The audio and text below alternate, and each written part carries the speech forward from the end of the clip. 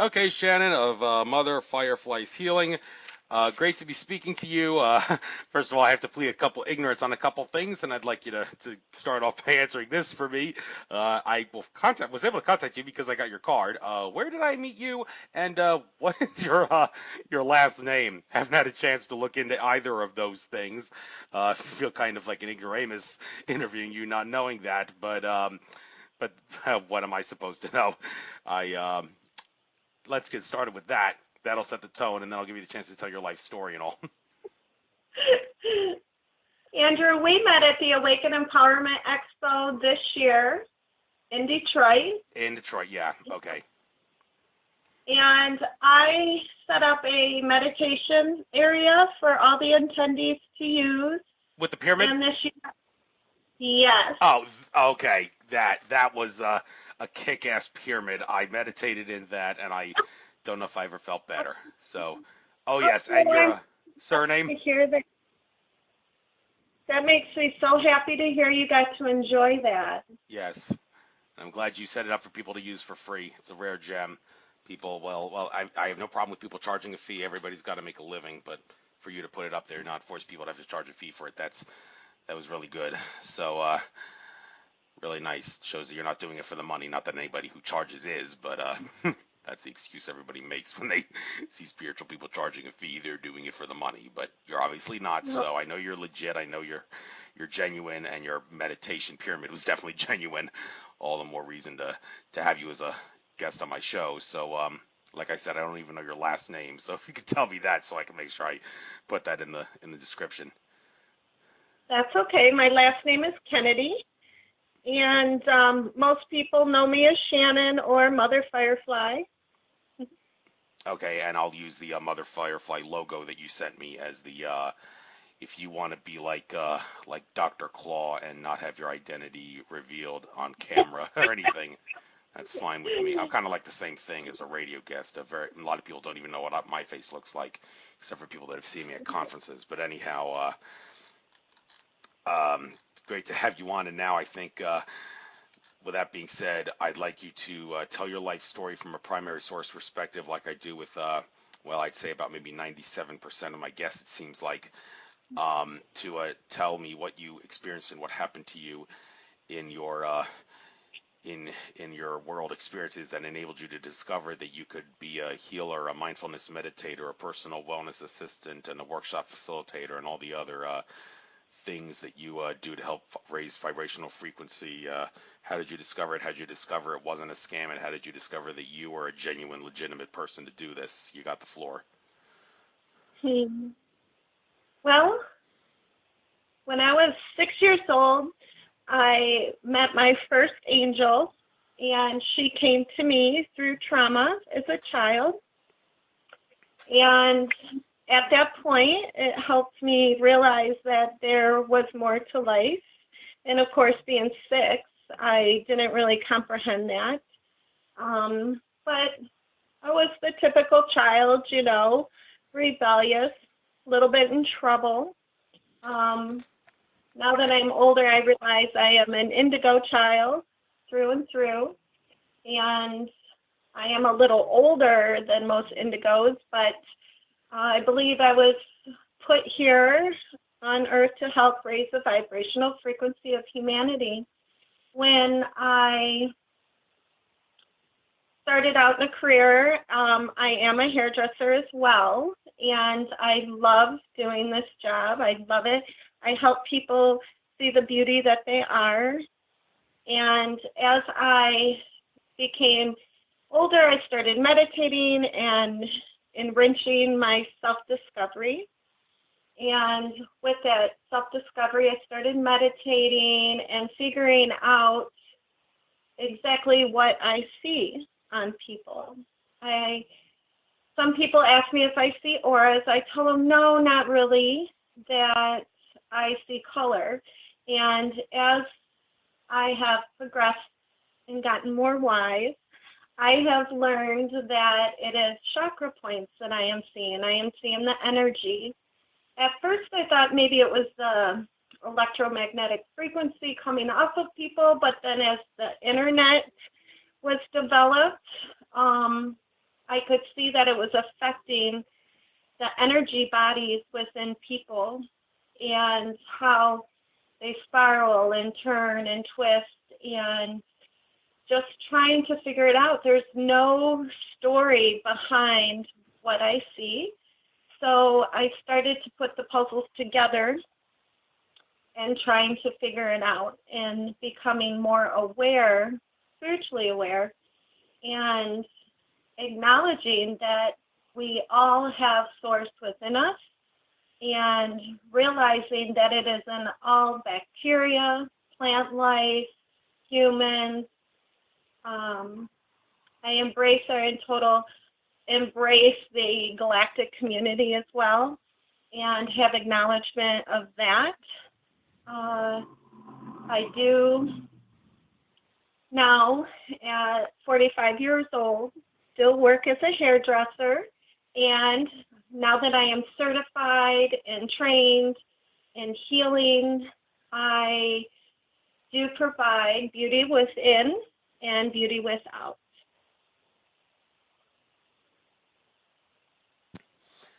I'm glad you do, and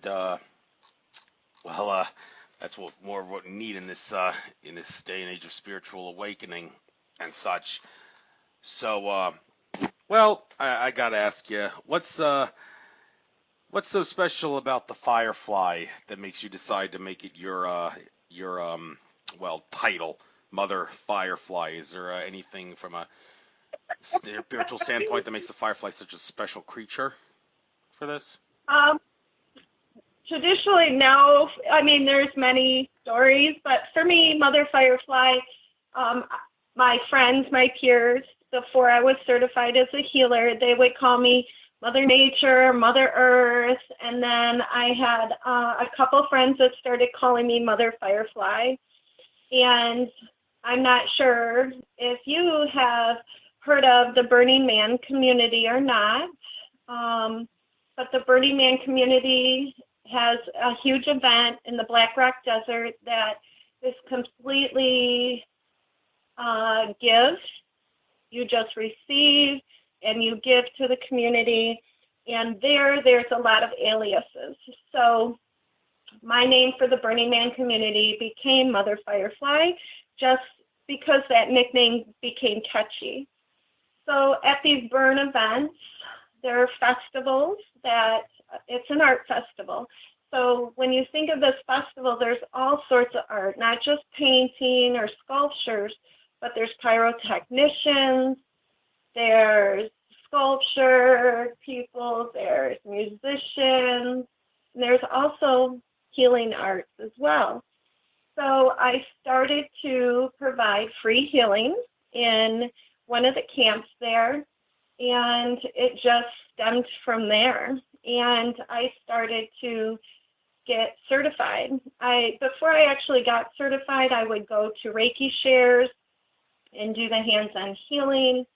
And when I hit about 30, 33 maybe, I started to become certified because I needed to learn more. I'm a sponge, and I love education, and I wanted to provide on a bigger scale to people. And I know being certified in something and providing a service such as that, you need the credentials.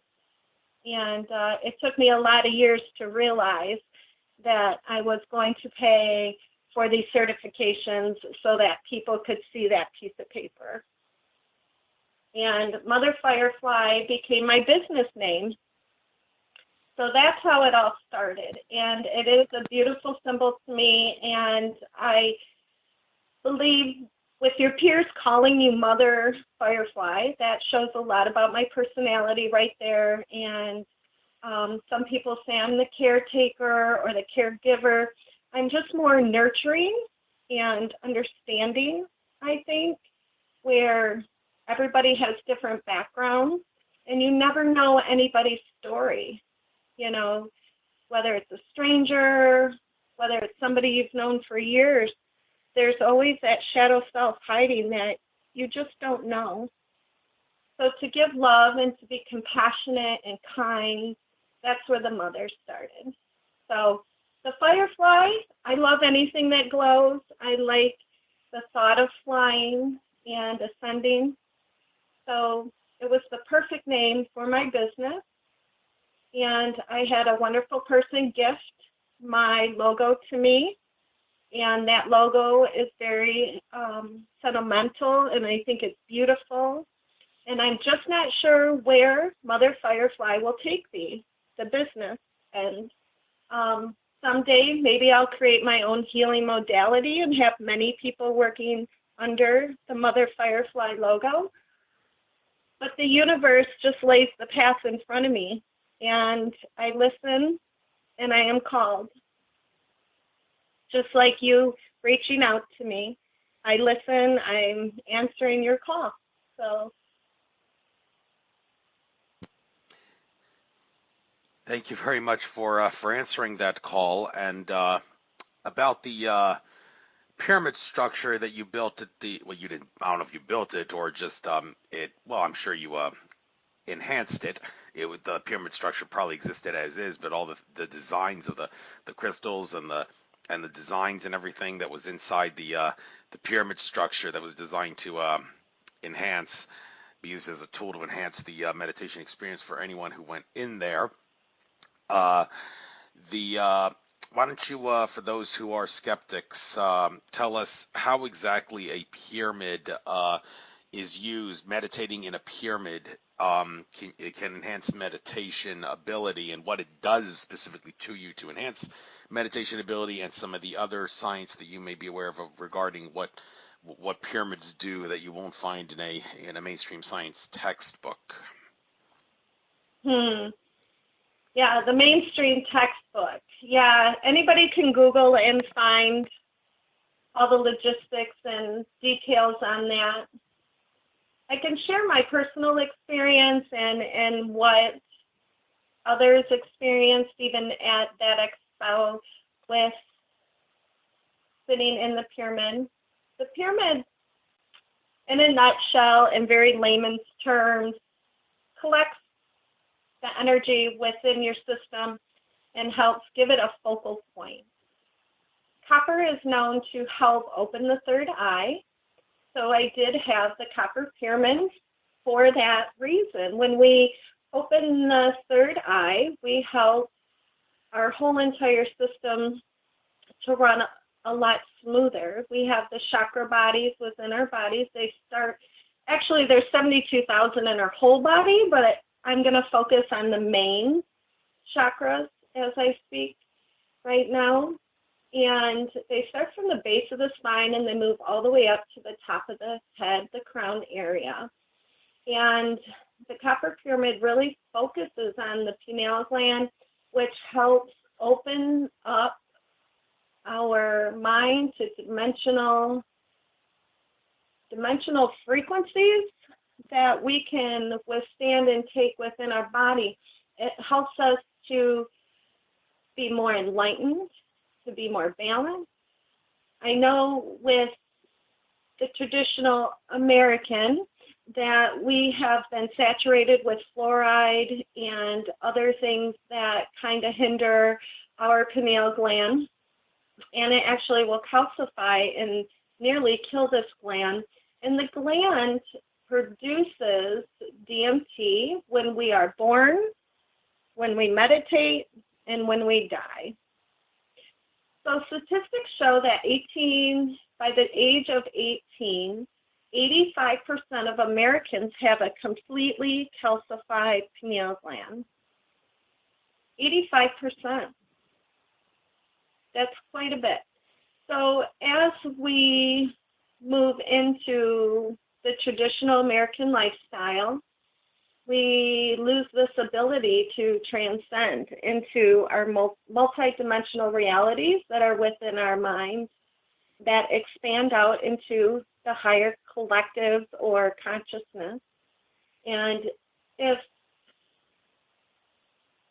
the listeners are not aware, we have our physical body, then we have our higher self, and then we have the ascension process, and our mind expands beyond that. And actually, recently, a friend of mine just sent me a beautiful little snippet article about how science in Switzerland, it was not stated in the article that it was from CERN, but I'm pretty sure CERN has their little paws on that. But this article was sharing how they have scientifically proven that we, in our minds, can travel to 11 dimensions. Now, this activation with the pyramid will help align that and create this energy balance so that you can open and expand the third eye and help with intuitiveness and the connection to your higher self and to source. And when I say source, source is that particle within us. CERN actually calls it the God consciousness, which I was very surprised that science would use those terms. And the other particle that they claim is called now Christ consciousness. And Christ consciousness has nothing to do with religion. It is simply what science has coined or phrased these particles within our brain.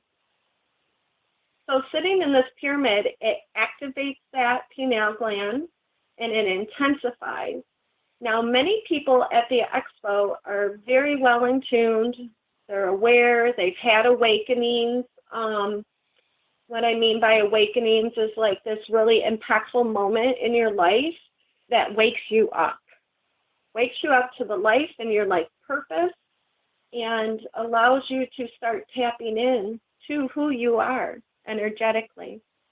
And a lot of the people at this particular expo, with them being aware, they found that they could only sit and meditate for about 10 minutes in this pyramid before they just felt almost overwhelmed, because more than likely the participants have decalcified their pineal gland, they're already awakened and aligned, and to have that much energy being drawn into the third eye, it was actually creating it to expand further than what maybe they were essentially comfortable physically in their body with.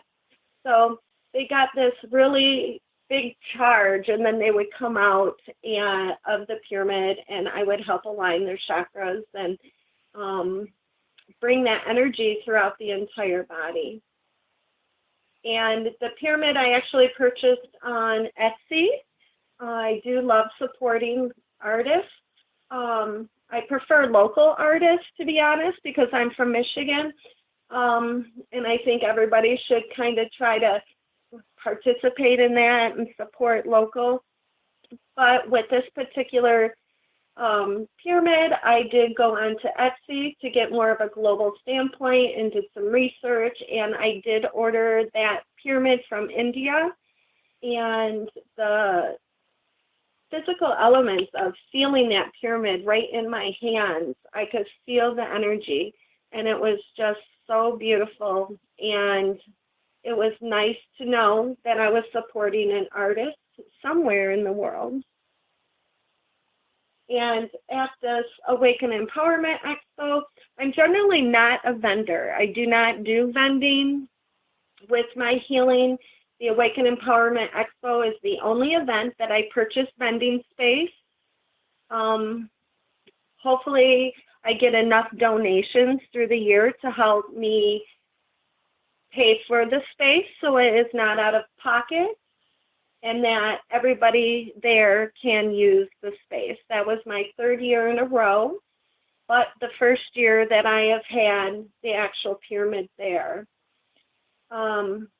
I find that that event is so enlightening and powerful that the attendees need space to just be and to have somebody to talk to.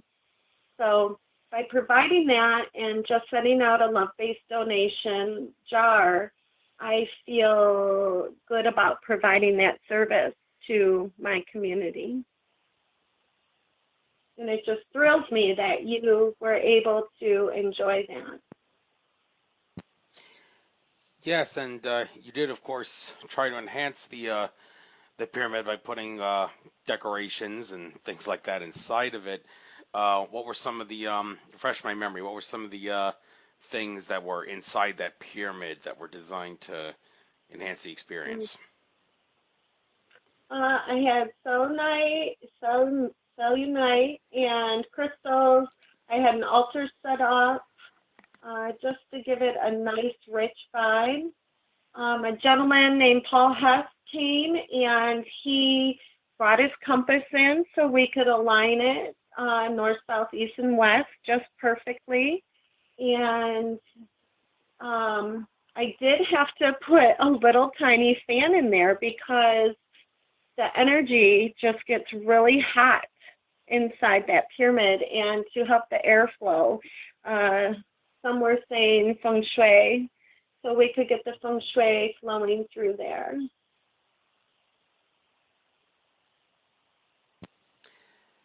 Yeah, is there a general rule to the amount of like things that you may want to put inside that pyramid to enhance the experience? Like, is it possible if you overload it, so to speak, there is an overload of energy and the meditator may not be able to handle it very well? Or is that not the case because the pyramid will balance out everything, even if you put a whole slew of different types of crystals with and pendants and things like that with different types of abilities? Does the pyramid like even everything out so there is no energy overload? I love that you're asking that question. Thank you. Yes, I believe that it depends on the participant and their belief structure behind entering such sacred space. Belief is such a big thing. It's like taking the sugar pill. So that goes into the whole neuroscience side of things. I did set that up to really increase the energy with a lot of the crystals and all of that. And yes, for me, I believe it was a little too powerful that first night. So I don't know if you had a chance to go back to the booth or not here and there, but slowly you might have noticed that some of the crystals were being removed.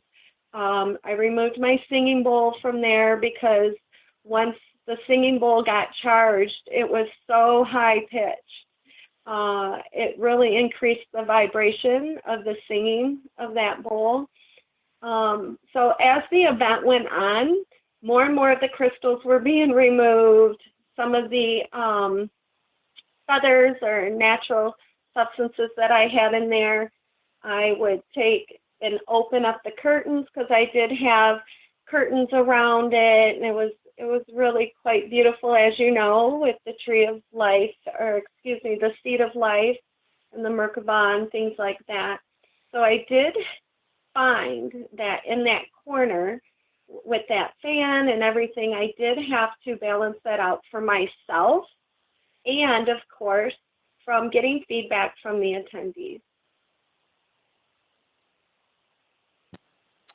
Yes, and also it has been said that before you meditate, it is in your best interest to ask your angels and guides to guide you and protect you, and also like imagine some sort of a protective shield around you before the meditation to keep negative energy from affecting you, negative energy and entities and such. Now, if someone were to forget to do that and then were to go inside the pyramid and meditate, are they still vulnerable to attacks, or does the pyramid energy and all the rest of the stuff that was in the pyramid allow for someone who forgot to ask for protection before meditation not have to worry because the pyramid and the stuff inside the pyramid can protect them from negative energies and entities? What a fantastic question. Again, that falls into belief. I had a dear friend that we would kind of go back and forth. He only believed in love and light. There was nothing else. And he was so firm, and he was just such a beautiful person. But then on the other hand, I would say, yes, but to have that yin and yang and that balance, you know, to recognize the true beauty of the love and the light. You have to acknowledge or know that the other side is possible. And he would argue. Larry was just such an amazing person. And we had fun going back and forth because we had different beliefs. It doesn't mean that, that you're right or that you're wrong. But for me, when I set up sacred space for people and attendees to come in, I take on that responsibility to create a safe, sacred space and a portal of only love and light allowed to be channeled and brought into that space. Now, it is completely up to that participant and their mind if they want to take that in. I do not want to control anybody's free will. It is up to them to be the co-creator of their own existence. So with that said, when I set up sacred space, whether it's at another event that I'm putting on for meditation and healing, whether it's the vending booth there or even a workshop that I provide at other festivals or events, I set up the sacred space and allow only that of living light energies and that of the highest good of all attendees to come in. And with that said, I hope, within that hope, that those that are not of love and light will not enter the space. They will not be called to, they won't see it, they won't recognize it. It won't be a frequency match for them to be enticed to come in. So for me, I always set the space for that of the highest good.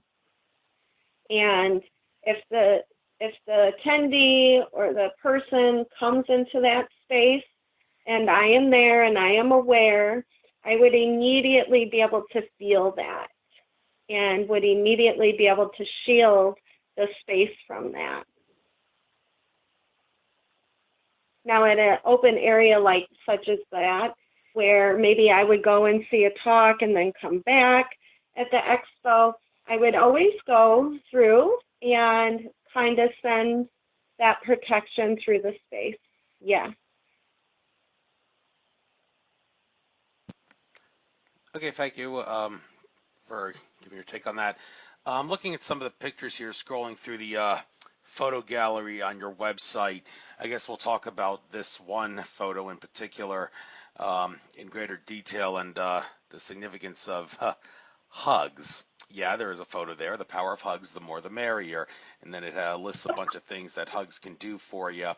First and foremost, one thing I want to point out, I was taught at a Mount Shasta conference that I went to a few years ago. We got to start getting in the habit of hugging the opposite way that we've been taught. The reason our hearts tilt to the left a little bit, we've been hugging the wrong way for so long. And we want to like hug with the arms around the waist and the shoulder the opposite way that we've always been doing in order to balance out that imbalance. But that's just a side thing there. There's many other things, but that's just something we need to correct. But hugs in general have a lot of benefits for us. And you obviously think it's significant enough to put a picture of it up here. So why don't you got the floor here? Everything that's touched on in this picture, and then some, please. What is it about hugs that can help us with? And when it comes to also in addition to that, are there times where you may not want to hug someone, like it could be a false hug?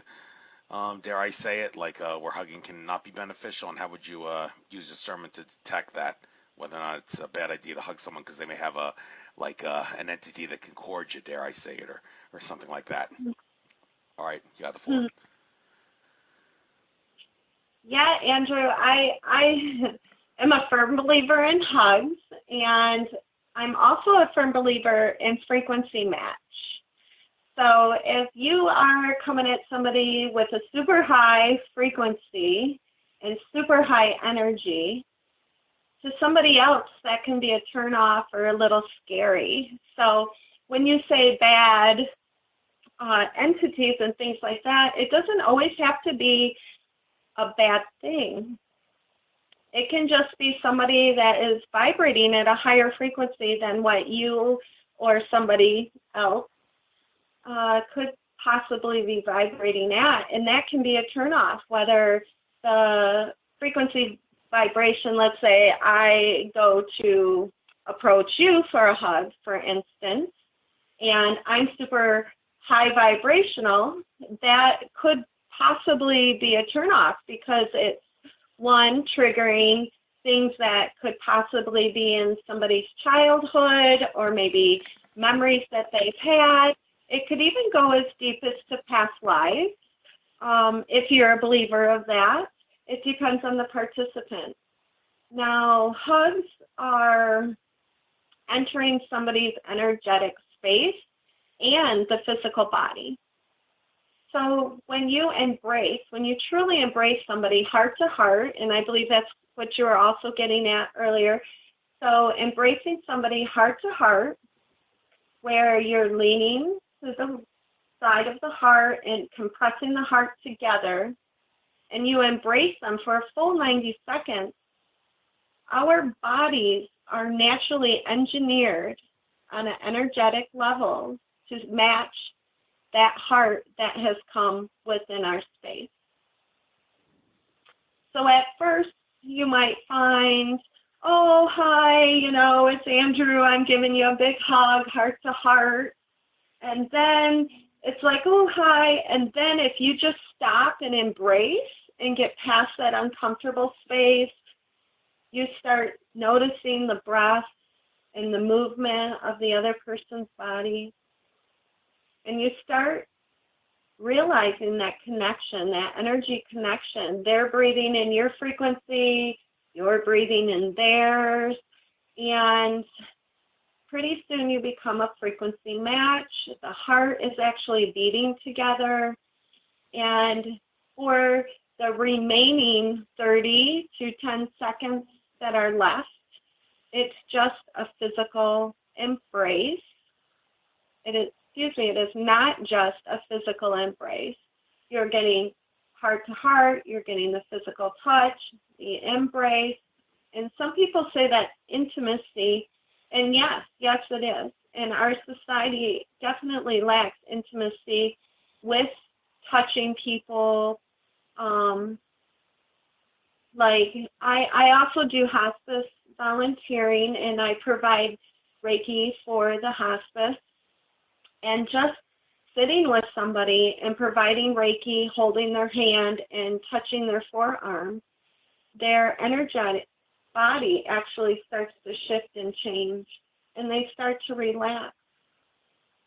When you're with a child, when I go into the schools and I provide service at schools, this summer I did mindfulness in my area. I did mindfulness and energetic boundaries with the kids, and it was just amazing.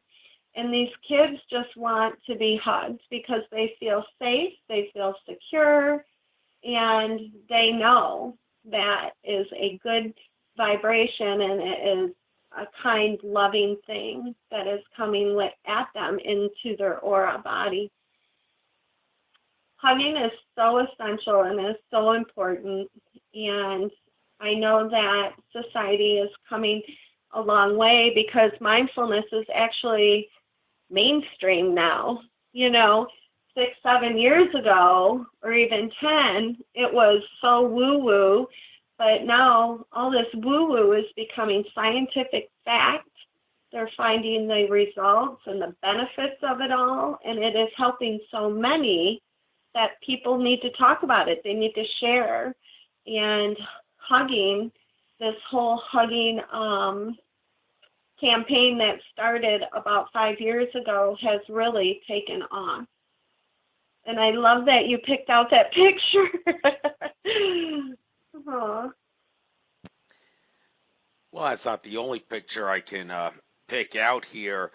one of the controversial pictures I have noticed here. Well, I don't know if it's exactly what I think it is, but the picture of the Egyptian princess-like lady with what appears to be a lotus flower in one hand and Egyptian ankh in the other. Is that Isis Semiramis?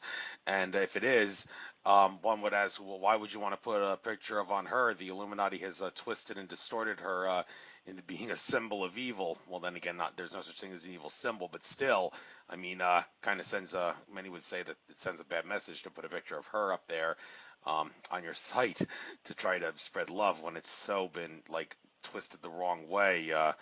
And well, is that who it is? And aside, even if it's regardless of who it is, can you also tell us, is that a lotus flower in the one hand? And if you know about the significance of the ankh and what it does and what the Egyptians used it for, by all means, could you touch on that? Absolutely. I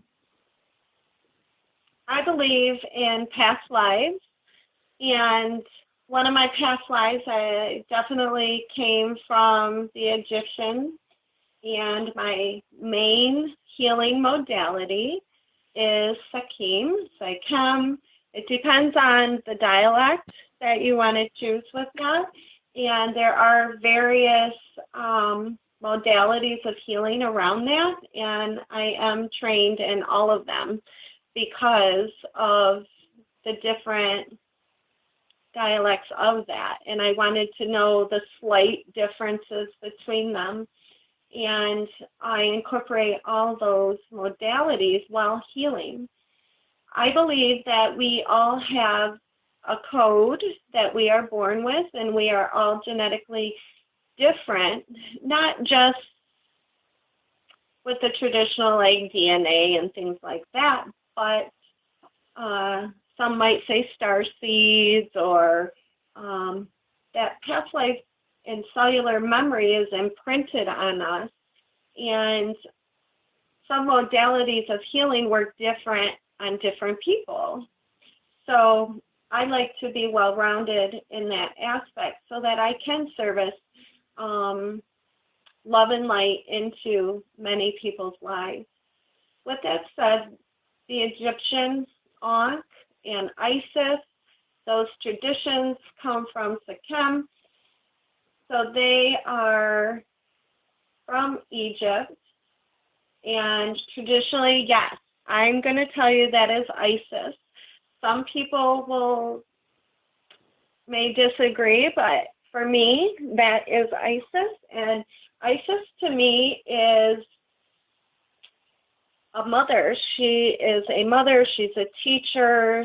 She is somebody that the lineage of women that she bared, I believe I am a seed from that, and that is my roots.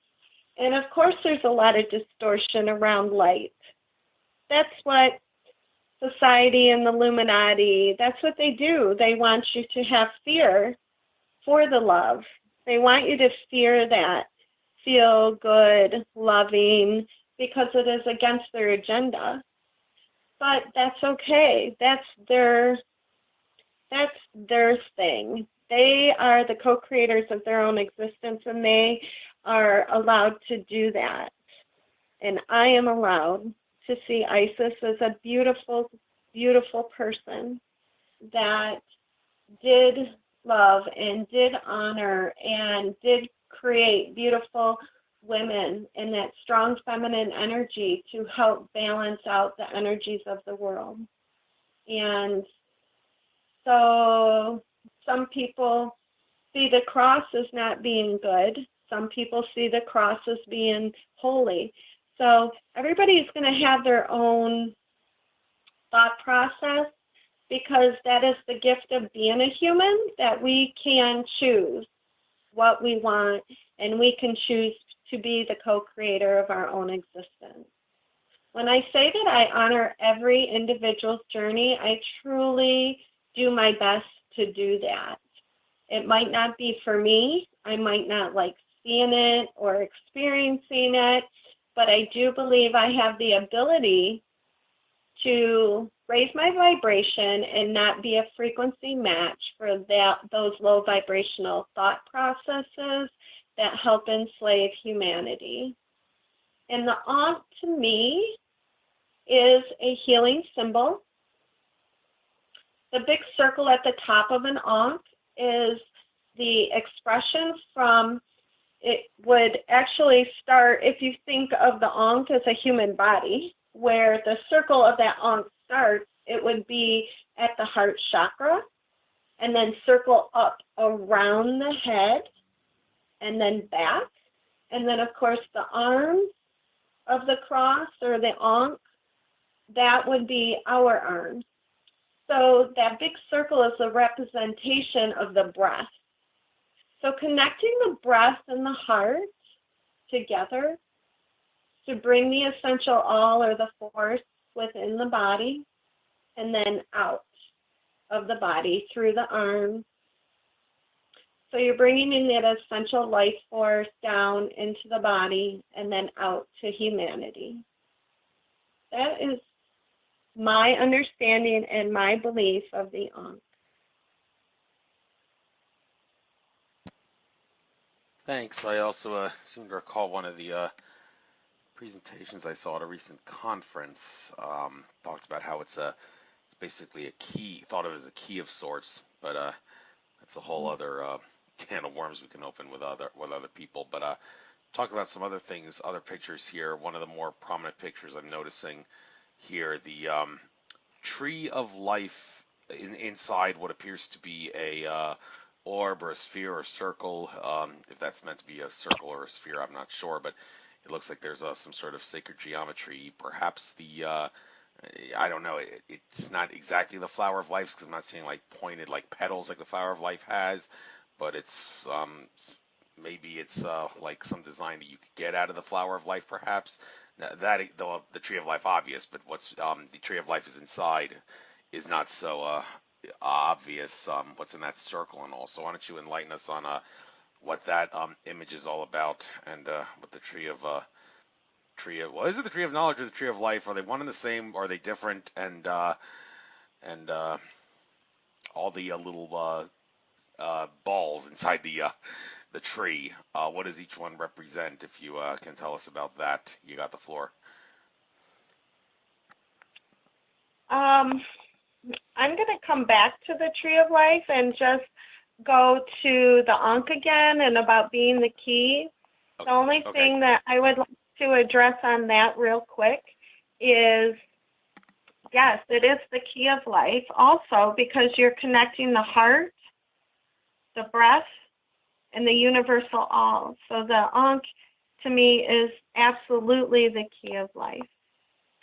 Now, are you talking about the geometric shape of tree of life that is on there on my website, or are you speaking of like a tapestry that is covering my table? The tree of life, there's so many things that I'm not even really going to comment too much on that, but if viewers are interested in the tree of life, please Google that, check that out, see what resonates best for you, because the tree of life means so many things to so many people, and I do believe that we are walking trees. We have the ability to ground ourselves and root into Mother Earth and bring the sweetness of Mother Earth, the crystalline core, into our body and into our system. We have the ability to communicate, as trees do, to other living things, whether it's telepathically, mentally, physically. We can gesture. We have the fortunate ability of doing that. And, of course, the leaves, they regenerate every year. They represent the sprouting and the birthing of the new, and then falling and the composting and shedding back to Mother Earth and going back to where we came from.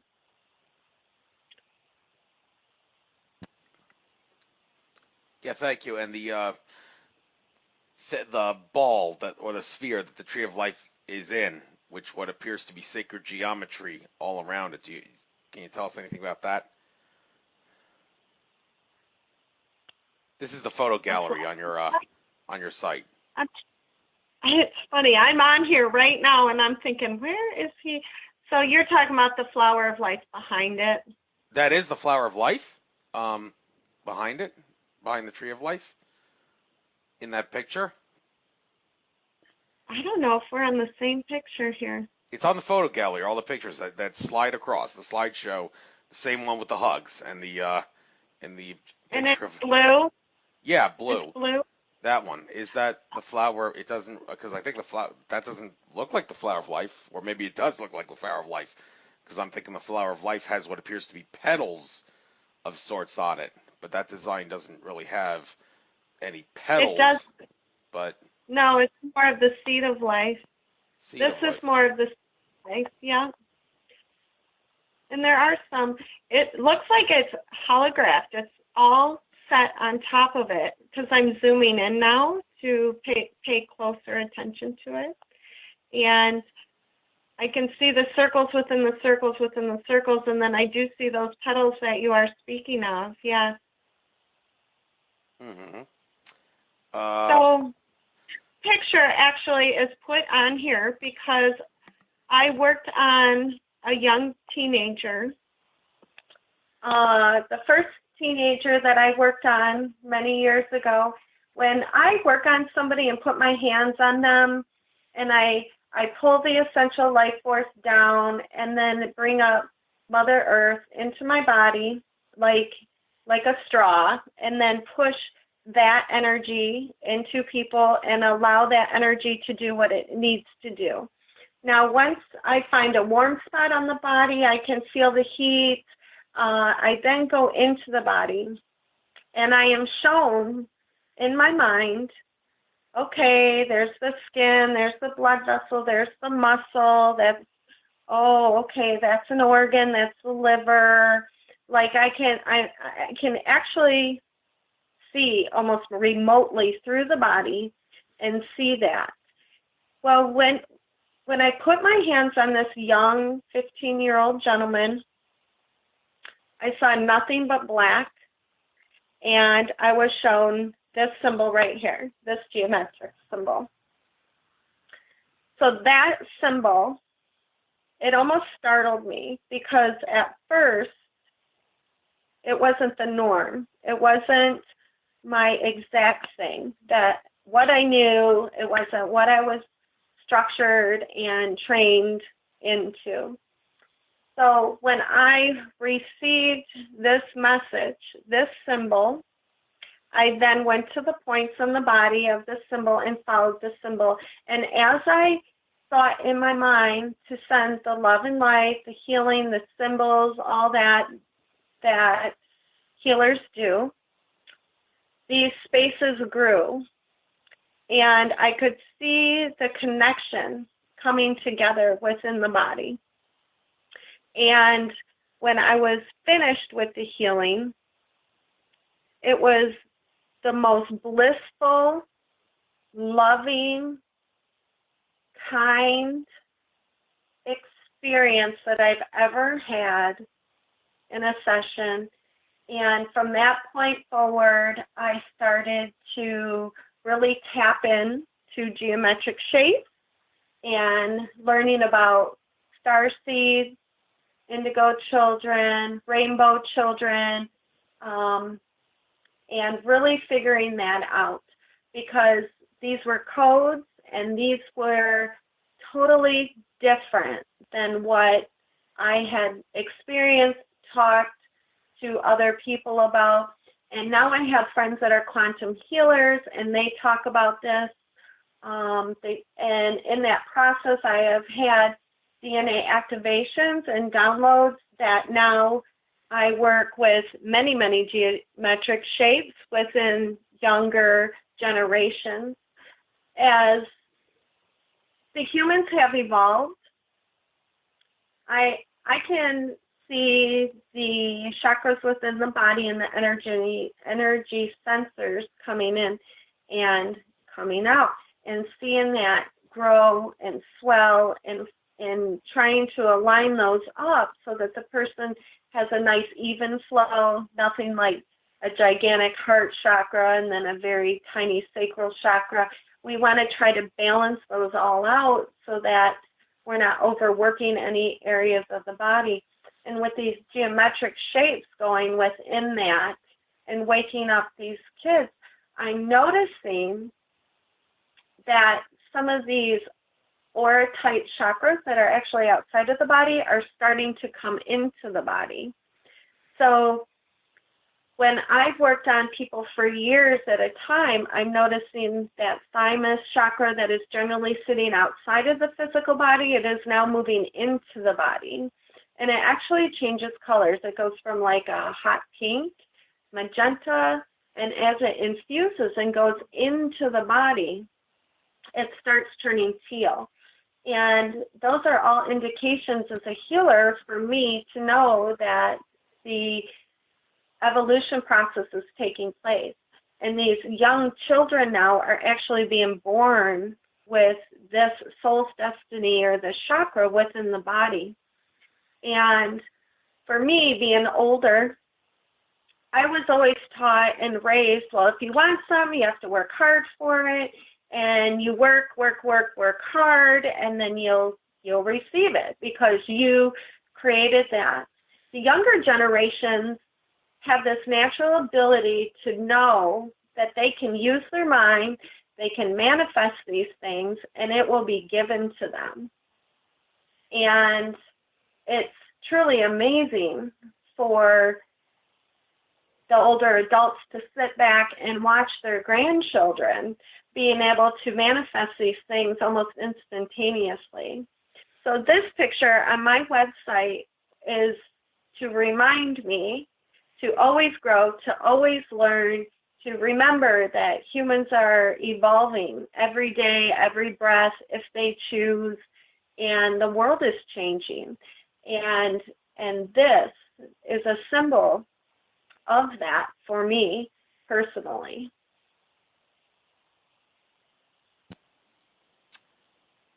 Well, symbols mean different things to different people, and you're entitled to pick whichever one floats your boat. All right, I'd like to get back to something you mentioned earlier in the interview about some research talking about how being in a pyramid allows you to get to 11 dimensions. Well, first of all, I'd like to ask you a couple things. First of all, dimension. How would you define dimension in this sense? And well, before you define it, when I hear the phrase 11 dimensions, like there's many different numbers of dimensions. I hear different people giving. Everybody's got their own different layout of what the universe is, and like there could be different numbers of dimensions. George Kavasilis, when I interviewed him once, he once said like the reason why there could be a debate between like 22 dimensions and 12 dimensions is he can imagine that one of the dimensions that he sees as one, another person that has a 22 dimensional layout could see as 10 dimensions in one, but he just sees it in one. Someone would have to listen to my private session with him that I did way back in the day to get into that, because that was such a while ago when I talked to him about that. But the thing about 11 dimensions, I hear that number 11 for number of dimensions, and I think of string theory. And I've seen some documentaries on string theory on the Science Channel back in the day, and some people that I've interviewed, like they said that their higher level contacts, channels, high level contacts, galactic councils or whatever, have told them that in general the string theory description of how the universe works is accurate. At a very small level, at the most minute level, everything is composed of small vibrating strings that vibrate at different frequencies. And dimensions, multiple dimensions, is one of the key ways of understanding string theory. There was 5 different theories of string theory, and they all seemed equally valid. And then this genius scientist named Ed Witten was able to deduce that all 5 were different versions of the same thing, and in the end, it was worked out. There seems to be, the math suggests 11 dimensions in string theory, and well, the people that believe in a 12-dimension or 22-dimensional construct of the universe, regardless of whether you believe that one that George Cavazos says one could imagine as 10 in one, how does that tie into the like what's the missing one? Is it like the time dimension, or is time included in both? And there's another dimension that the string theorists aren't taking into account here. So do you have any comments on this 11 versus 12 versus 22 dimension thing, and any comments on string theory as well, and what exactly is a dimension? Well, I think you said it really well. It depends on the person and the interpretation and their own personal experience, and of course the magic word, belief. I think that for me, I'll tell people, for me, I heal up to 13 dimensions. That's what I've been trained in, and that's what I've experienced. So I have met people that tell me, oh, there's 144, and there's 22, there's 11, there's this. And I do believe it is up to the interpretation and their experience and their beliefs that create that. For me, dimensions are I'm trying to keep it real simple. Dimensions are a place that we can go to in our minds if we choose the ability to go and experience many different things. Some people want to bring up galactic communities when you hear dimensions. So some people are like, well, what is galactic communities? And I'll just say ETs or aliens if you want. But these things are expansive within the brain and how you want to utilize that energetic pull into that. And yes, you talked about atoms and how they structure in the string theory. So when people talk about string theory, I always think of my own personal experience, and I'll kind of describe this. So if I'm in a group and I am not putting on a meditation, but I'm actually a participant of the meditation, what I have learned through the years is that as I'm participating in this group meditation, I essentially will leave through the top of my head and go through the higher self, and then I hit this, what I call high-flying disc area. Some people would call it a dimension. And I hit this high-flying disc area, and I may see all kinds of things, like really distorted images and fragment pieces, things that people would surely say that's your imagination. So for me, I can be in this meditation, and all of a sudden I see this fractaling effect of this person's like cartoon body of the head, you know, disintegrating and dissolving, and then I'll see maybe a tree of life, and all the leaves are just like stretching out and going far beyond, and then I'll have another random, strange, geometric, Merkaba kind of thing. And I used to stay in that dimension when I was younger and just kind of sit there and get lost in all those thoughts. And then one day I realized that I can go to that image, and all of a sudden I would find a thread. And this cord or thread, I would start following it, and all of a sudden it would take me to the person that's sitting across the room from me. And I thought, okay. So then I go back into a meditative state where I go back up to this chaotic imaginary thing and go to, that fragmented head and then follow that. Oh, there's a thread there, and I'd find out, oh, it's that person over there. Okay, so once I realized that none of that is my stuff, those are not my thoughts, I would go even deeper into my meditation, and some would say portals. These portals would open up into another dimension, and then another dimension, then another dimension. And all these threads would be collected and almost like a spider web. And I could follow these to all over. I could go anywhere. There are no limits to, I feel as though there are no limits as to where I'm going. So let's say now I'm back in this group meditation. I come back into my body. The meditation is over, and it's time for everybody to share. And the person across from me will talk about how they had this really great tree in their meditation, and it was validation for me to realize that, yes, that was that person's thought. Yes, I was going into that realm or into that dimension.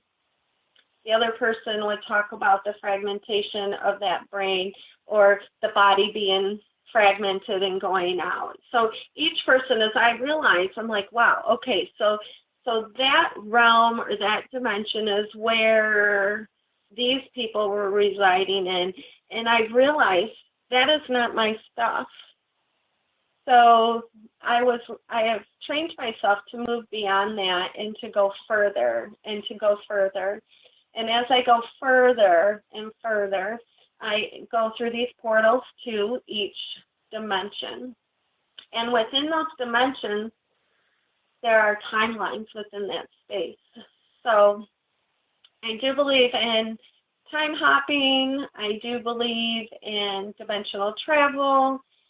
And I only speak of my experiences, and I know that there's lots of theory, and there's lots of different scientists that really can break that down. And I do encourage all people to Google, to do their own research and to find what works for them, because not all teachings are going to be for you, and not all teachings will be something that resonates with in you. So that is my experience. I believe that there are 13 dimensions for me, and I do believe that others do travel to many other dimensions, and their experiences will show or model what they've experienced within themselves, or scientifically. Thank you very much. Now, looking, another thing here on your site that seems to be how you have, become more well-known in some of the other things that you do in locations. There's something here called the Barefoot and Free Yoga, and let's open the link to that. And there seems to be some sort of a retreat that goes on in Greece. Is that just something that they specifically offer that you don't have anything to do with? And what exactly did you do with those guys, aside from just a question and answer interview? Is there something about them that intrigued you, aside from the way they teach yoga or something? Barefoot and Free is a festival. It's located in Michigan, Commerce, Michigan, and they provide all kinds of workshops and meditation and yoga and free flow spirit, paddleboarding, all kinds of stuff. And the gal, Beth James, that is the creator of that event, she also provides a retreat to Greece. So when you click on that, it's just for her event, and anybody can go to that. I was not a part of that event. I did not attend that event either. Barefoot and Free, I have been hired the last couple of years, 2 years, to provide service for them and workshops. So I think what you're probably looking at is the interview that they had. Is that correct? Yes, yes, that is. Yeah. And of all the places in the world to have a yoga retreat, I didn't know Greece. Well, is Greece big on yoga, or is that just of all they just needed a place to have a retreat? They decided to go there because well, India may be a little too cliche when it comes to yoga. You need a little variety, and well, there's the International Yoga Festival in India, but everybody thinks of India with yoga. Maybe make it a little variety, give a little variety there, and let's go to Greece for a change. Is that all it is regarding why they chose Uh, that country? I'm not really sure why she chose that country. I don't know. I can't answer that. But Beth James might be the best person to ask for that. And she's a sweet, kind-hearted soul. So maybe you can ask her yourself. Yeah, this thing that goes on in um, it's an annual thing that goes on in Michigan, the Yoga and Music Festival offered by Barefoot and Free. It's once a year, or is it multiple times a year? Do you know? It is once a year, yes. Usually In in the August. summer, yes. Yeah. Okay, like a weekend kind of Yeah. thing. Yeah. Yes. Okay, Uh-huh. Yeah. all right, maybe something I'll look into for variety's sake next time I travel somewhere. But all right, getting back to some of the stuff you do. I guess we can talk a little bit about distance healing. You work on that, and it's a unique characteristic, unique trait for people to be able to do healings at a distance. Some people have different protocols regarding it. Some people would prefer to use electronic devices to, like a computer or a telephone, to assist them. Other people are very picky and prefer not to use something like that. I interviewed a psychic medium once, not going to name any names here, who refuses to do psychic sessions over the phone. And when psychic called into the show and said, I don't understand why that would be a problem because I do psychic sessions over the phone. And well, the psychic gave her excuse for why she wouldn't want to do that. I don't know if distance healers would give similar excuses if they don't want to use certain types of electronic medium to do a distance healing. But it says here that you connect with the aura, body, higher self, and all ascended masters of living and light energies to give the utmost love and light the universe and Mother Gaia has to offer to heal, balance, and transform any situations and issues may be experiencing on physical and energetic levels. Okay, so, well, um, Daniel Teague, I know, is a prominent distance healer that I've worked with. He has many different Vega Star healings. He has many different kinds of healings he has to offer. And one question I want to ask you first and foremost, um, this is something that you need to get permission to do a distance healing on someone, or can you just arbitrarily do it on someone of your choice?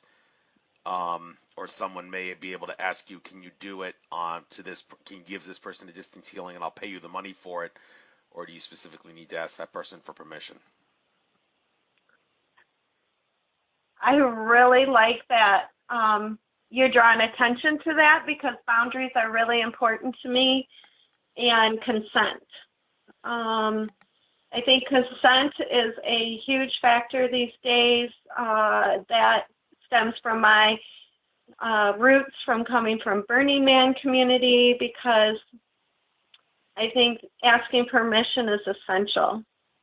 And essentially, a lot of healers that are older have never even considered consent. So that's part of evolving, getting a physical, yes, you may enter my aura. Yes, you may enter my being to give me the utmost love and light the universe has to offer. So getting that physical consent not only opens the physical body, the brain, and the higher self, too. So even though, let's say, Andrew, I'm not going to do it, but let's say I decide to do a healing on somebody, for my own personal being, I like to hear them say, yes. So if somebody's too sick and they're in a hospital and they're having their loved one contact me, I will ask them, does so-and-so, are they aware that I'm giving healing? Yes. Okay. Now, that is important to me. However, my higher self can communicate with that sick one's, like when I do hospice work, not everybody's higher self allows me to enter the aura and enter the beam. Now, I can't always physically ask them, can I work on you? Can I do healing? You know, things like that. So I will communicate with the higher self, and that is only in those cases then I can feel good about it, because that person is not physically able to give me permission. But the loved ones around them give me permission, meaning somebody in the hospital or whatever, their loved ones are giving me permission, and the families that are allowing me to see the patients that are in hospice. When I am doing a phone session, I will do distance healing on Facebook Messenger, whether it's video call, whether it's over the phone with a speaker, and I will do it even text messaging. Text messaging is very slow and a little bit more difficult, just because I have so many thoughts and things that are coming in and questions, and I have to wait for the reply. I do believe that the younger generations are very comfortable being on video and doing Skype type calls and video calls and things like that. So the authenticity is there, the belief is there, and the higher self is definitely there. When we have people that are a little bit older that are not too comfortable with being on a video chat or even just doing a speaker, like over the phone with your speaker on, they want something a little more personal. So you said you wouldn't mention this person's name earlier, but I'm very intrigued as to their age and wonder if they are an older person and if that is just an uncomfortable situation to them because they don't feel the connection. And I think that each individual is going to be different on that. But when I'm working, let's say, on a video call, I can interact with that person a little more. I feel that the authenticity is there. When I'm working in a text message form, for instance, I can just sit, get into my meditative space, then get into my healing space. I've already asked permission to enter, and then I might ask a question like, okay, well, what's going on with the right arm? And they're like, oh, nothing really, blah, blah, blah. And I'm like, no, there's something in the front part of your arm, and this is causing an energetic block of some sorts. Let me just work on this area for a minute, then we'll move into, you know, maybe the more serious type things that they're actually in the hospital for, or what they're actually wanting this type of healing, because the energy system has to flow. It has to work all the way through. And if you got a little clog somewhere, it's not going to help, you know, the big problem. So we got to get all those little clogs out. And next thing you know, I'm getting a message back and going, oh, they blew my vein out yesterday on that same arm, and that's what you're picking up. So they had this huge hematoma on their arm, and it was blocking that. So we had to kind of work and get through that so we could go deeper into the healing. So I am very comfortable with doing distance healing. I do have a lot of people that will contact me and say, hey, my sister's in the hospital. Can you just send her a little extra love and light and maybe send some distance healing to her? So I do offer the 20-minute distance healing for $40, and people can go on my website and donate that way.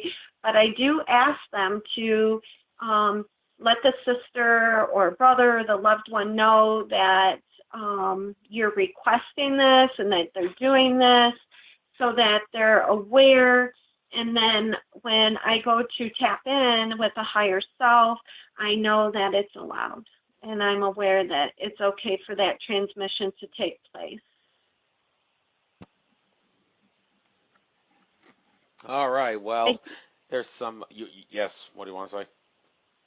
Oh, I'm sorry. I do have an issue with electronics, though. I will say that. And Okay. in-person sessions, I often have two musical devices playing because almost always one will stop and then pick up, and then the other one will stop. Very rarely both go down, but they do. It happens.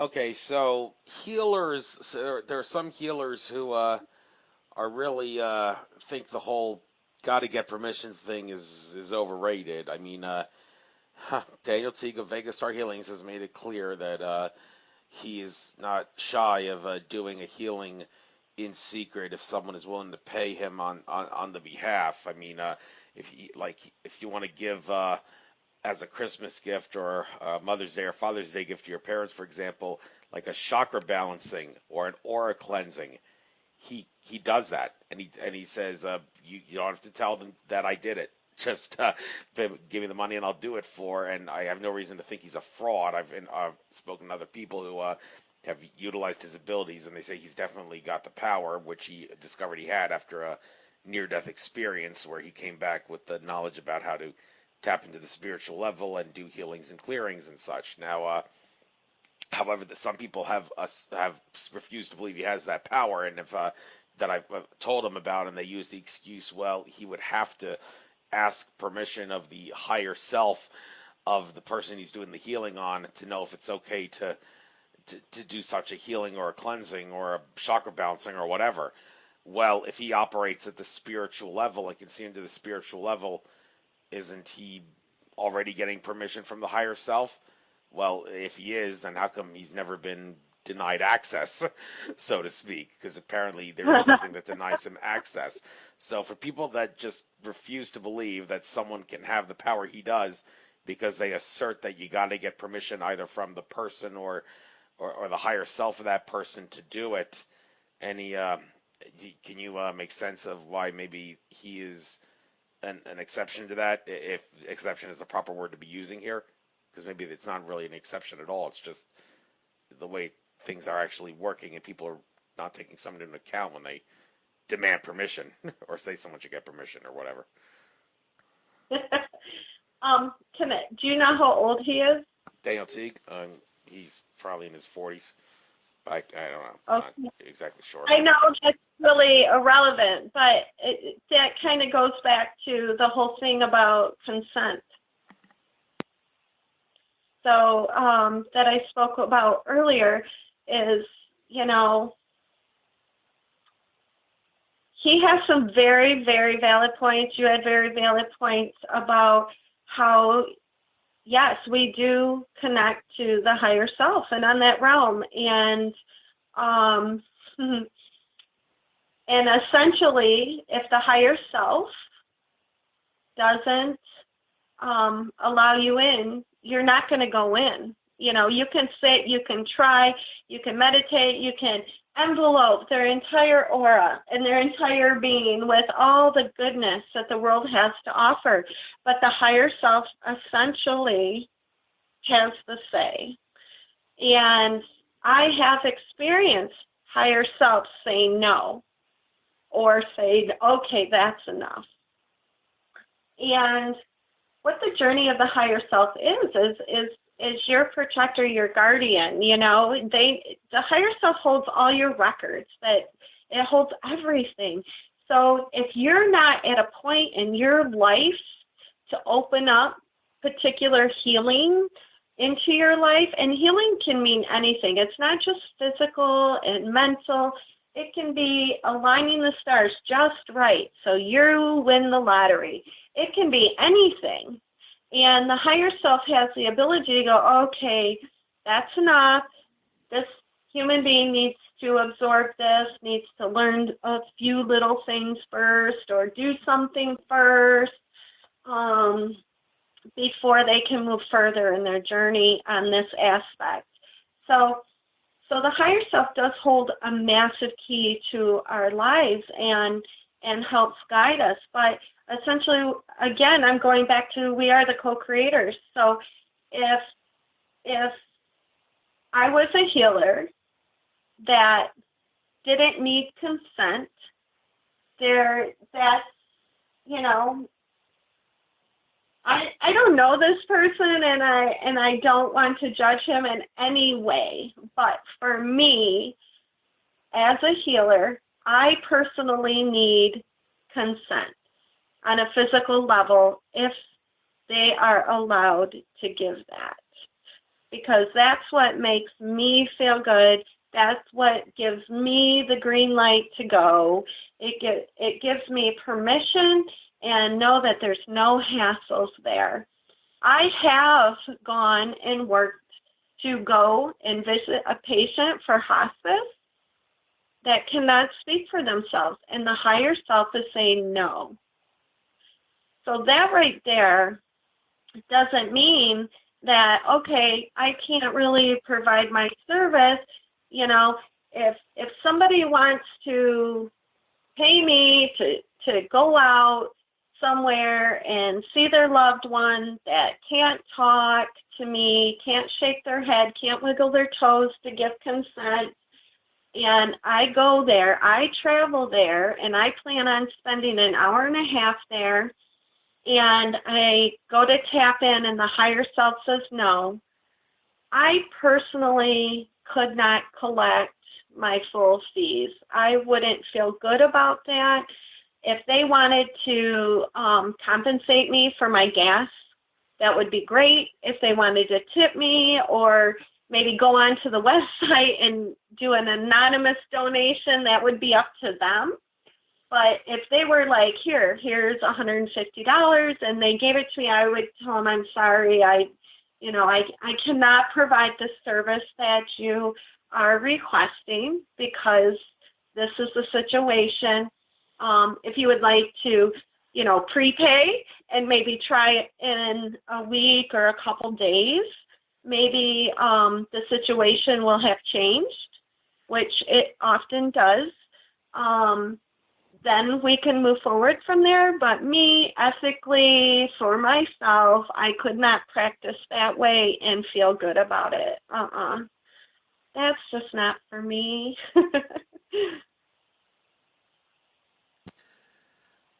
Okay, everybody's got their own view on that, and not going to argue or debate it any further.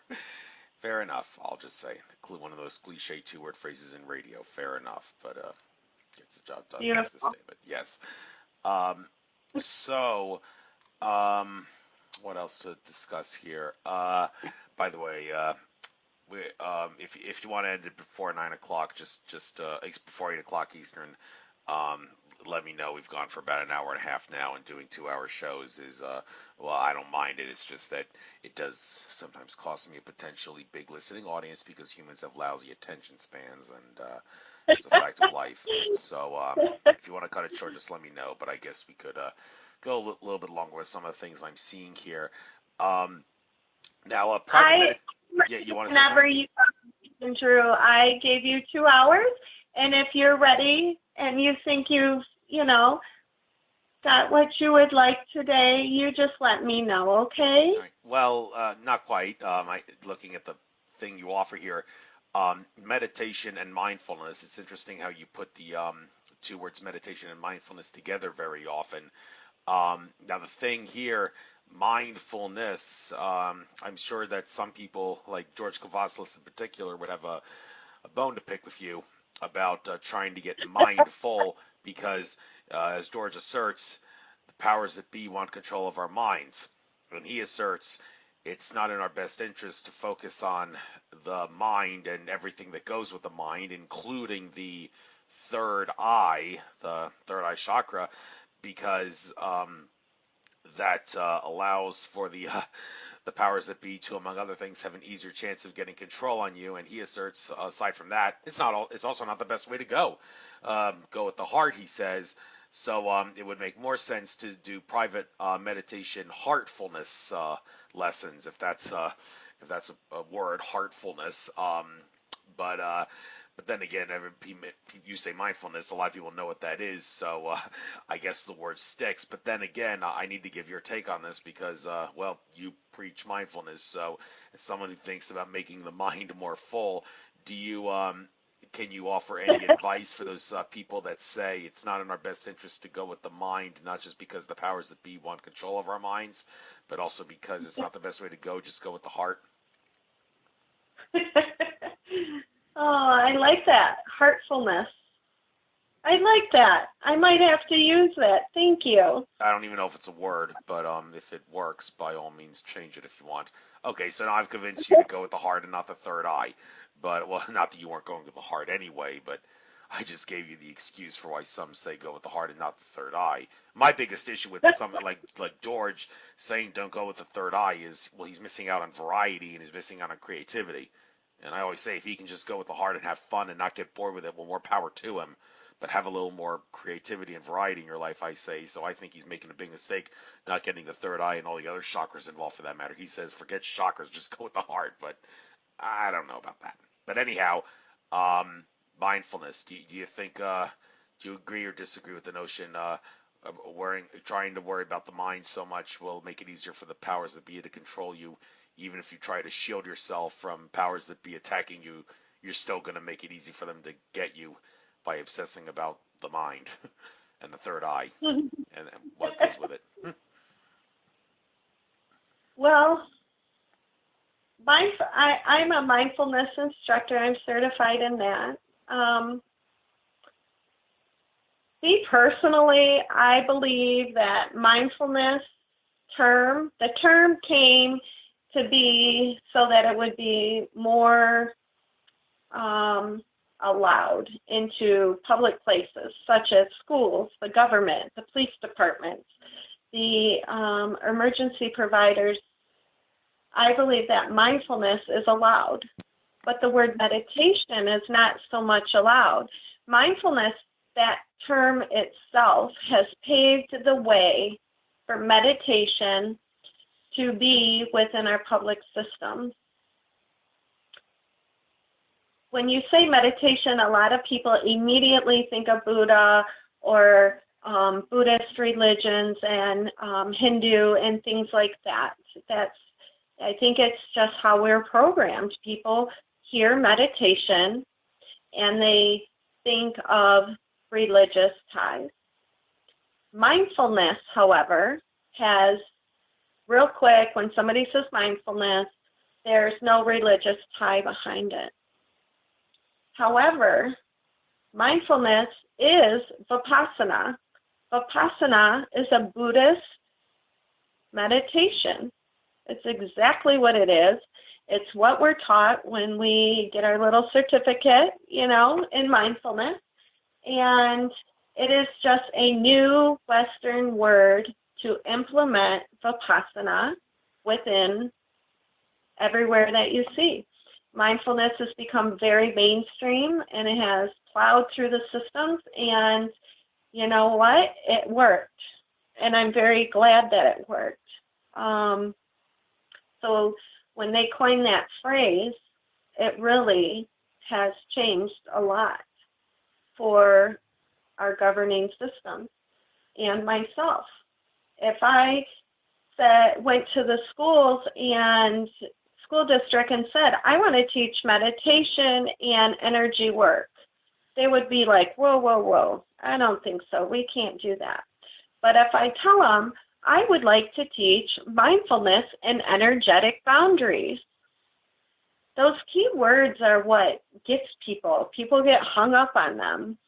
And that's exactly what, mindfulness suited a beautiful space there and beautiful power. And there's many different kinds of meditation. There's walking meditation. Of course, anytime I say the word meditation, you can replace that word with mindful. So mindful walking, meditation walking, mindful eating. mindful preparing. You know, you can do anything mindfully, mindful driving. So if I say meditative driving, people might be a little concerned, but if I say mindful driving, it's okay then. So there's something about the term that is paving the golden path for a lot of these modalities to come into people's lives, and it's silently giving people permission to do so and to find more calm, to find more peace, and to find their breath, something that they take advantage of every single day. When we sit and actually am aware that we are breathing and focus in on those sensations of the air coming in and out of the nostrils, it forces us to slow down. And just as I start to talk, I can feel myself slowing down. And by giving this subtle hint of focusing on the breath, even though I'm talking, I still went there. My mind went there. So you spoke of the gentleman earlier about bringing it to the heart and forget all the rest of the chakras and things like that. Me as a healer, I will teach people just to meditate or just to do mindfulness. But because I am a healer, I want to bring them back to their body and back to their energy center. So I want to bring the whole package to them. Meditation is just one modality or one tool in the toolbox for healing for me. And when people tell me that, you know, oh, I'm Christian, I can't meditate, I will ask them, because some people have that stigma. I know a lot of Christian people that meditate, but I've met a few that have said that to me. I'll say, oh, well, have you tried mindfulness? Oh, yeah, I've read this book and that book, and I do this and I do that, and I'm on Insight Timer, and, you know, so I find it interesting how society has just put such a wall around the word meditation. And then you've got others that are seeking for that word meditation, but are not so interested in the word mindfulness because they know it's mainstream. So mindfulness, to me, is just a word. I think that mindfulness is just a replacement for our programming that we've had our entire lives, and that it's helping pave the way for enlightenment, for ascension, for peace, and so that we can become heart-centered and align all of our chakras and to heal and to create a higher vibration within humanity. You said that pretty well, all right, I think. And You're these funny. another thing I want to mention here, the workshop facilitating that you do, says workshops are custom created and focused on the event coordinator's wishes and the attendees needed, and it mentions different things: schools, groups, festivals, Girl Scouts, hospitals, corporate meetings, in-home parties, etc. Some of these things don't really seem to resonate too well with a spiritual setting like schools. They're only good for brainwashing. Corporate meetings, that's so 3D matrix, keep you stuck in the matrix, 9 to 5 and all that. Hospitals, the worst place in the world for healing. You got to go natural path, not allopathic. And groups and festivals and that I can understand as being okay, and in-home parties too. But I mean, based on the setting here, I mean, does it basically same protocol regardless of the setting, or does it like depend on the type of workshop? Or like I mentioned, some of the settings here, schools, hospitals, and corporate meetings, totally like 3D matrix based here. Do you have to change your the way you go about the workshop because these events are like more 3D based? Yes, absolutely. I think that's key. Just changing the fluidity of the workshop to cater it for the needs of the participants, because what I have to provide, I need to match the frequency of the audience so that they can have an understanding and grow and learn. So if I go into a room of, as you say, 3D, 3D beings, and start talking about dimensional travel and jumping timelines, they're discrediting me right away. They're not going to give me any more air in the room, you know. So I have to go in and get personal and talk to them and let them know that, you know, I'm human too. I've had suffering. I've had traumas. I, you know, put my socks on and my pants on the same way they do every day. You know, so I think it's, you know, showing, as a facilitator, you have to show, you know, show that you are a participant just like they are in life. We are all participating in life, and we all want a little more peace in our life generally. We want to not be frustrated. We don't, you know, we want a nice flow. We want happy things in our life. And, you know, their happy thing might be winning the football game. My happy thing is finding my booty on a cushion, you know, so I can do some meditation. So everybody's got a different will and the setting. So when I go into these 3D settings, it's just to plant the seeds, to help grow, to help the mind. I call the mind the lotus flower. So to allow the lotus flower to start to open, you know, to allow that expansion process to happen. And before you know it, they will start talking and it's extracting and it's bringing these things out in people. You know, I think that one of the things that I see with very powerful people in my community that are healers, we strive to eliminate the ego, and what the great Wayne Dyer used to say is edging God out. When you come from anything with an ego, you have a tendency to lose your space. You lose that connection on a physical level with people. And when we come from an ego standpoint, we're edging God out. And when people become very powerful healers and they get a big following and, you know, they somehow, that shadow ego kind of sneaks in, you know, will sneak in, and before you know it, it's a little too showy, it's a little too greedy, you know. Sometimes I think it's beneficial for people that are very expansive and do some really great things. Sometimes they settle back into ego space.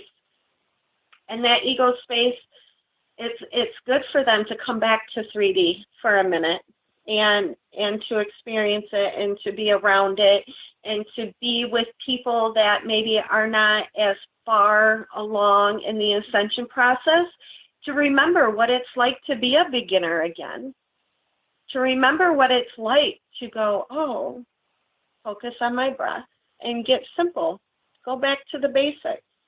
I think it's really good. And if that happens and you're not matching the audience that you're catering to, there's no purpose. Because if you're truly wanting to help raise the frequency of humanity with a kind, loving heart, and you go into these places and you're not matching that frequency, you're not achieving your ultimate goal, the universe's ultimate goal, your higher self's ultimate goal. So to remain egoless, fearless, but still aware of that space, I believe that anybody can grow, anything can grow, any seeds can be planted, and it can be just beautiful. I love working on those, men that, and I do say men because I find that to be usually the case for me, is the man that doesn't really believe in healing and meditation, but his wife dragged him there, and we do a session, and they're just amazed. They can feel the energy going through their body. They can feel a difference in their body, and they feel it not just on the table, but they feel it for 3 days after, and they start realizing they're making different decisions in their life. And next thing you know, they're sitting next to their wife while they're meditating. And then they're asking questions. And then they're YouTubing stuff like this show here to learn and expand their, mind. So I think that you're right. Mindfulness and meditation. Mindfulness is in almost all the public schools now. Are they in the public schools by you? I don't know, to be honest with you. I kind of stopped worrying about schools after I basically sent them I'm not really going to get into this, but I sent them a message to my school that I graduated from, and I basically tried to give them a earful about how they're brainwashing people about so many things, and they better get their act together, and haven't really thought about them since. But so I don't really know if they took my advice seriously there in regards to practicing mindfulness. But anyhow, all right. I guess I've kind of exhausted the limit based on what I'm seeing here on your site. And again, people have lousy attention span, so maybe we'll bring this to a close after I give you, of course, the chance, I guess, at the end here. Get out your contact info, anything else you'd like to get out in these last few minutes here, any upcoming events that you're doing and whatnot, and where I may be able to find you, and make one more sales pitch if you want out of your things that you offer. So go right ahead. Let's close this out. Sure. Thank you so much, Andrew, for having me today. It was such a pleasure meeting you at the expo. I know we only spoke briefly, but you made an impact in my life, and I appreciate that.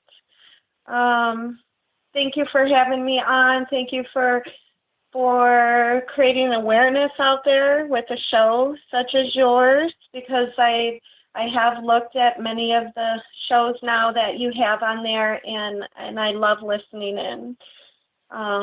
My name is Shannon Kennedy. I'm with Mother Firefly Healing. You can find me on Facebook or motherfireflyheal.com.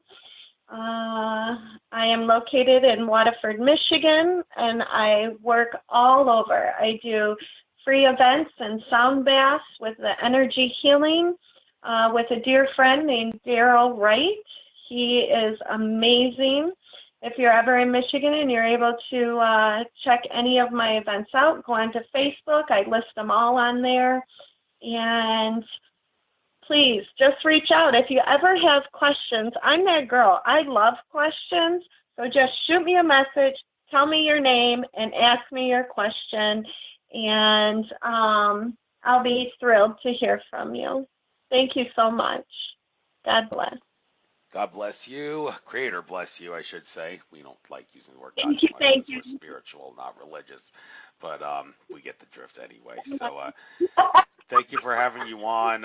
Sorry you had to keep calling me at the beginning of this show. Again, I was just getting out of the shower and wanted to refresh myself before the interview. So, but I'm glad we got this on, and I'll upload this to YouTube probably by I don't know if I'll be able to do it tonight. I'm probably going to try to go to bed early because I got to get up early tomorrow for the 1,000 Goddess Awakening or whatever it's called. That you're doing that. Yeah, the thing. You heard about that? The thing on the Washington Mall that Mayor Cromwell's offering? Oh, I'm so excited! You're gonna be there. You're gonna do a show on that. Are they going to do a show on that? Well, it's going to be broadcast, I think, like on Facebook messages and all with some of the people there. I don't know what's going to be I didn't really do a show per se specifically about that, although I did address it with Mayor Cromwell when I interviewed her, because she's the one in charge of that thing, I think. So one of the people Oh, in charge. So that'll be a fun experience. That's from 11 to 5 on the Washington Mall tomorrow. So I got to get up early for that. So I don't know if I'm going to be able to upload try to get your show to a format that can be uploaded, but I won't be able to upload it to YouTube until I get back from that tomorrow. So will you send a link? yeah, I will. No problem. Thank you. Have a wonderful time. You too. Good luck on everything. Take care now. Thank you. Bye-bye.